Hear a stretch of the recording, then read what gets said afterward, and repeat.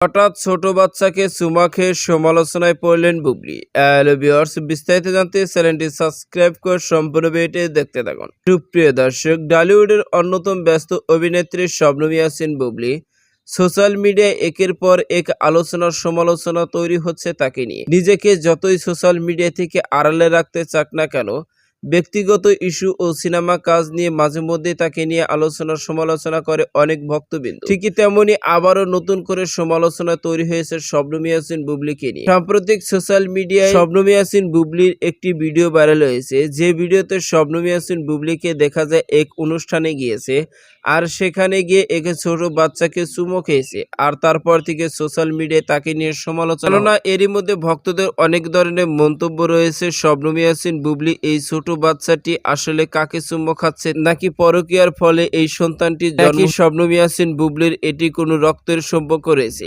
এই নিয়ে চলছে সোশ্যাল মিডিয়ায় এক ধরনের আলোচনার সমালোচনা।